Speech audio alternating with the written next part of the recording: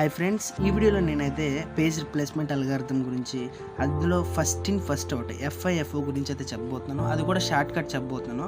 ఇప్పుడు మనకి ఇచ్చినటువంటి డేటా ఉంది కదా, అలాగే కెపాసిటీ ఇస్తాడు. సో ఇక్కడ మనం ఏమేమి ఫైండ్ అవుట్ చేయాలి అంటే, నెంబర్ ఆఫ్ హిట్స్ అంటే క్యాచ్ హిట్స్ ఎన్నో ఫైండ్ అవుట్ చేయాలి, నెంబర్ ఆఫ్ మిస్సెస్ అంటే క్యాచ్ మిస్సెస్ ఎన్నో ఫైండ్ అవుట్ చేయాలి, అలాగే క్యాచ్ హిట్ రేషియో అంటే hits by hits plus misses మనం రేషియో కడితే ఆటోమేటిక్గా క్యాచ్ హిట్స్ రేషియో కూడా వస్తుంది. So first of all total data frames మొత్తం ఎన్ని డేటా ఫ్రేమ్స్ ఉన్నాయి? 1 2 3 4 5 6 7 8 9 10 11 12 ఉన్నాయి. సో మనకి మొత్తం డేటా ఫ్రేమ్స్ అన్నీ వచ్చినాయంటే 12 అని అయితే తీసుకుంటాము. సో ఇక్కడ నేను 12 అని అయితే ఎంటర్ చేస్తున్నాను.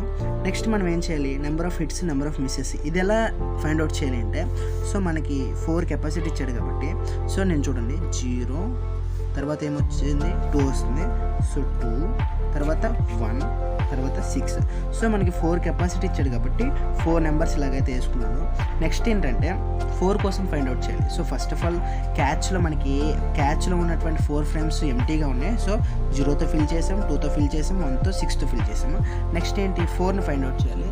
సో 4 కోసం సెర్చ్ చేసినప్పుడు 4కి మనకి అవైలబుల్గా ఉందా లేదా?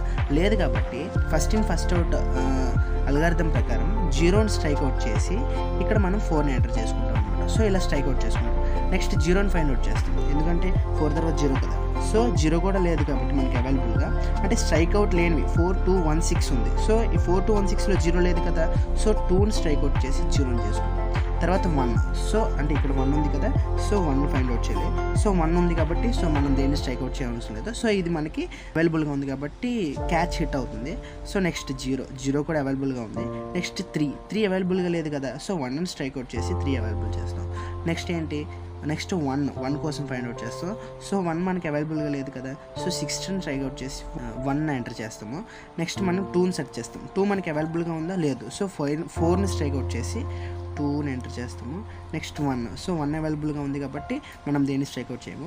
సో ఇప్పుడు మనకి క్యాచ్ హిట్స్ ఎన్ని వచ్చినాయి అంటే కౌంట్ చేయండి.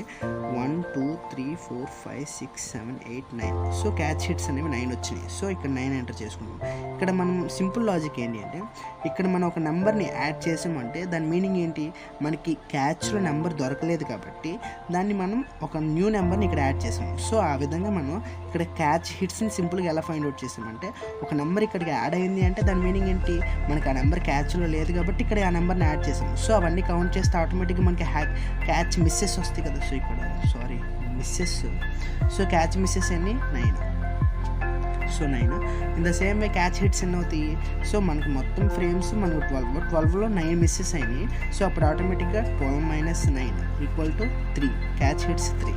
సో ఇప్పుడు క్యాచ్ హిట్ రేషియో ఎలా కడుతుంది?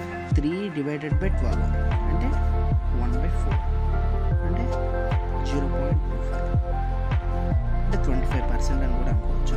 సో దీని రేషియో ఎంత అంటే 0.25 అని కూడా అంటాం. ఓకేనా? సో ఈ విధంగా మనం సింపుల్ వేలో ఫస్ట్ ఇన్ ఫస్ట్ అవుట్ అల్గారిథంని ఈజీగా చేసేయచ్చు.